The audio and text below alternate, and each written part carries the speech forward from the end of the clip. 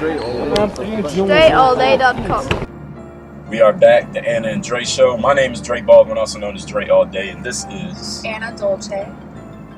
And your alias. Alias. Your AKA. AKA AD. AD. Okay. I don't have an AKA. All right, so we're talking about not platonic. What do you call it when you just with one person? Exclusive. Exclusive. That was another word. What the fuck is that word? Monogamous. Monogamous relationships. So two people. That means just two people.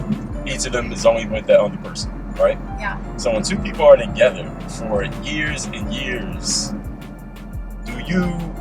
don't you get tired? You as a female, wouldn't you? Do you think that one day you'll get tired of the penis? You're like, all right, I'm tired of having the same dick over and over again. Maybe I could try dip into have some new dick every now and then. Do you get tired? Why is that nasty? Ew. Just like so crass. Okay, well, how would you say it? How would you word this? It's the exact same question. Like you want some variety and excitement and some sexual variety. Some sexual excitement, some new stuff. Like men would call it new pussy. Well, okay. But you're in a monogamous relationship. You love the person. You want to be with the person. You don't have any love for if there would be another person that you would just dip into on the side. You don't have no love for them. Yeah, dip into on the side. Oh my God, this car is going to do that. You don't have no love. You don't love them. You don't want to be in a relationship with them. You just you using them. They're using you. Everybody's satisfied in the situation. How do you feel about that? That doesn't just happen. It doesn't happen because, people just get tired of it. They don't get tired of it. You don't get tired of another person or the sex. You get tired of you not feeling alive. People cheat and go outside of their relationship because they want to feel a certain way. All right, so I'm not necessarily talking about cheating. I'm talking two people in a relationship. Nothing has happened yet. But do you feel like any person, you know any couples who've been married for like years and years, like 10, 20, 30 Yeah, years? well, people who have a quality relationship, like they are legitimately happy to be together. They don't get tired of each other. Sex gets better, relationship gets better in every way. So the sex can get better 20 years in than it was like the first 6 months? Yes, it can. Because you know each other better, sex is not just a physical act, it's more to it than that. And you can have a variety with the same person. If you want novelty, you can achieve it with the same person. You just have to be open to it, and you have to want it, and you have to see another person differently. And you have to see yourself differently. So when you say open to it, you're talking like the Kama Sutra? If you get bored, it's because you're boring. Not because necessarily the other person is boring. If you get bored, it's because you're bored with your life, or the relationship is not functioning, it's not shooting on all cylinders. So when you say variety, what are you referring to? Like you're talking about, new this, new that. If you want to be with another person just out of novelty of it, it's because you feel that you don't have novelty in your life with yourself. With yourself?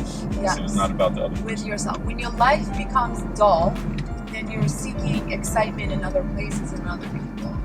Mm-hmm. If your life is not dull, then you know how to activate your senses, you know how to experiment, you know how to see each other in new ways, then you find joy and novelty in each other. It's very possible. It happens all the time. But people are just so externally referenced that they look for, okay, I'm bored. Oh, you give me a stimulant, give me a drug, give me a TV show, give me another person, give me alcohol, give me drugs. So they go outside to seek the excitement and novelty, but you don't always have to do that. Most wisest people know how to find it within themselves and within their relationships. So let's say that, so you coach people in relationships. So let's say that you're coaching a man who's in a relationship been with the girl for some number of years exclusively and been completely faithful, but he comes to you and says, listen, I'm kind of getting bored with we've had sex all these different ways, me and this girl all the time, but I'm thinking of proposing to the girl, not proposing for a wedding, but proposing that once a year or once a month, both of us could go have sex with somebody else and then come back to the relationship. What you said. That's a personal choice that a person can make if they want to have an open or semi-open relationship. But he hasn't said it to the girl yet. He's not sure how she's going to take it. Well, it depends on why he's making that decision. Because he's had sex with her so many times. He's explored their vagina from every possible angle. It's a conversation that needs to happen between the couple. I can't advise him on that. There's a lot of things to consider if you go outside of your relationship. If you decide not to be monogamous, there's a whole slew of things that you need to consider. There's a lot of boundaries to be set. There's a lot of rules that you can create. I don't think it's my conversation to have with them. What I would question is, what brings you to this point? Why are you bored? So what if you're coaching both of them together, and one of them says this in a session? Is the three of you talking? Yeah. And the man brings that up. I would have and the girl's kind of upset. I would have to speak. If she's upset, obviously it's not going to work. And I would have to then have a private conversation with her about why she's upset and what are the feelings that are coming up with her. What are the fears? Usually it's a fear of, and it could be. You might like it, you're not gonna. Yeah, or it can be all kinds of different fears. Some of the stuff can be very traumatic to a woman. So it depends. It depends on the person. It's a very deep and sensitive topic. But I think what is worth exploring is how did you land on that? Why do you want to explore that? You'd have to explore that in yourself before you make any moves or propose it to your partner. Okay. I don't have anything to add on this subject. I'm just asking questions. You don't? No. What do you think about it? Have you been in that situation where you were sick and tired of it and you were considering maybe this should be an open relationship? I plead the fifth. Not in this relationship. Plead the fifth means I'm exercising my right to not speak on the subject. But that's tongue in cheek, but I have in the past, if I was with a chick and I wasn't really feeling the sexual experience that much anymore, I just went and go do some other things. She didn't know about it. And that was the beginning of the ending of the relationship. Yeah. So that's the way that I would do something like that. But I think also along the lines of what you're saying, so I guess I do have something to add. If the relationship is healthy, then you probably don't go looking in other directions. It's kind of like I heard somebody talking about making commitment. It's like when you commit to a parking spot, you don't park in one spot and then you know what, maybe I'll park over there or maybe over there.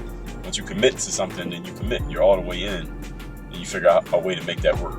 That's a discipline, but it's probably also some other things that go into it that you would be more qualified to speak on than I would, because I'm not a relationship coach.